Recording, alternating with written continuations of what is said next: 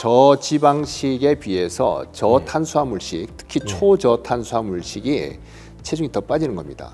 한 2kg 혹은 3kg 이상 더 빠지게 되거든요.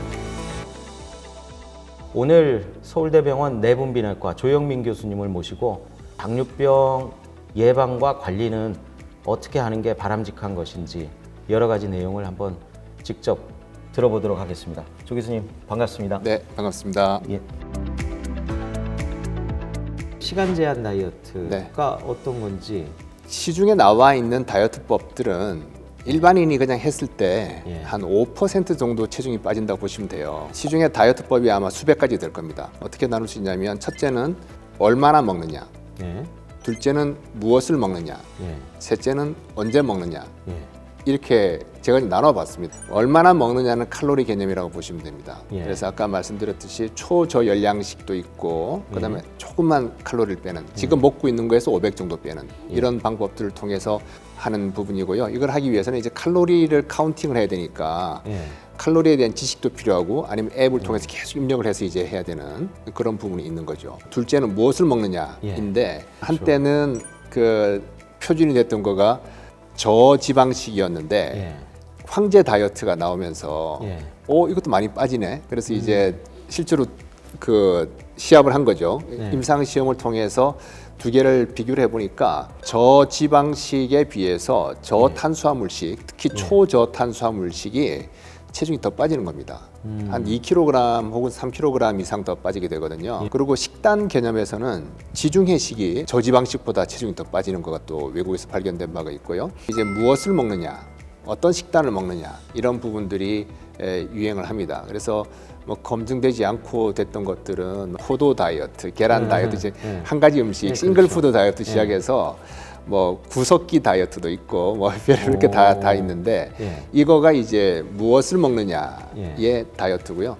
셋째는 언제 먹느냐인데 사람이 살아가는 때는 뭔가 좀 규칙적인 리듬이 중요하지 않습니까? 그러니까 내가 16시간은 안 먹고 나머지 8시간 동안은 먹겠어. 뭐 이런 거지요.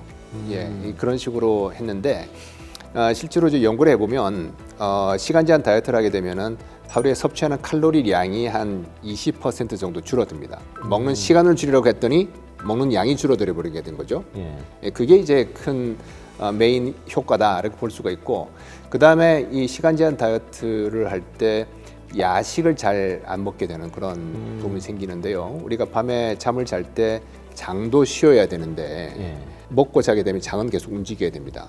이게 리듬이 맞지 않게 되는 거죠. 그래서 밤에 숙면을 취하지 못하고 아침에 일어나도 피곤하고 이런 부분들이 생길 수 있기 때문에 그런 부분까지 다 싱크가 된 이런 형태의 다이어트가 시간 제한 다이어트다라고 볼 수 있고요.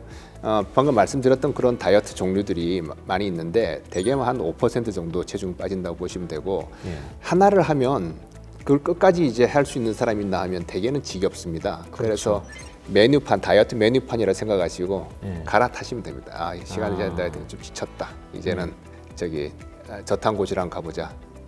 저탄고지 지겨서 못 먹겠다. 이제 그 저지방식으로 잠깐 갈아타보자. 이렇게 할 수도 있고 칼로리를 줄여보자 이렇게 할 수 있기 때문에 포기하지 말고 계속 이렇게 좀 바꿔가면서 이렇게 하셔도 좋지 않을까라고 생각하고 있습니다. 시간 제한이라고 하면은 어디서 몇 시에 시작해서 몇 시까지 다이어트를 할 것이냐. 그거는 이제 본인의 스케줄에 따라서 바뀔 수 있는 거거든요. 16대 8 하게 되면 8시간 내에만 먹어야 되기 때문에 아침을 건너뛰고 점심, 저녁만 먹는 경우가 많이 있습니다.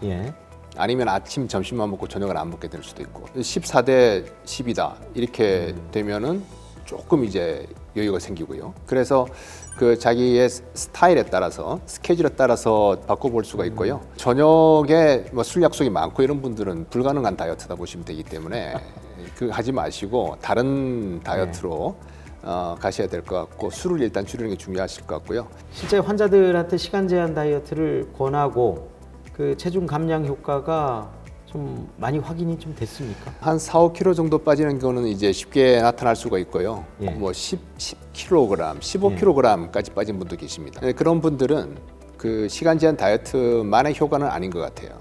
그걸 하면서 어찌 보면 삶을 개조했다라고 볼 수 있을 텐데 운동도 같이 하고 네. 이런 부분입니다. 그래서 저도 그 책에 썼었는데 예. 이 시간 제한 다이어트만 가지고 했을 때 한 2, 3개월 지나면 네. 정체기가 온다라고 제가 써놨습니다. 그래서 그 한 4, 5kg 빠지고 마니까 예. 그때 이제 우리가 운동을 해야 돼요.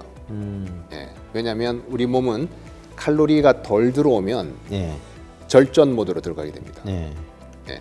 절전 모드로 들어가서 웬만하면 에너지를 안 쓰려고 그렇게 되고 그래서 이제 그때 나오는 말이 환자들 하시는 말이 물만 먹어도 살이 쪄요라고 이야기를 하십니다. 예. 거의 안 먹는데도 불구하고 살이 찐다고 하시는 거가 실제로 저희가 대사율을 재보고하게 되면 대사율이 떨어져 있거든요. 그럼 그걸 높일 수 있는 방법은 운동입니다. 그래서 이런 걸 했을 때 정체기가 나타나게 되면은 이제 운동으로서 절전 모드에서 벗어나야 되는 부분이 있기 때문에 좀 과학적으로 접근할 필요가 있습니다. 커피와 당뇨병 네, 연관이 있습니까? 커피가 섭취량이 증가할수록 뭐 모든 질병들이 줄어든다는 이런 보고들이 있죠.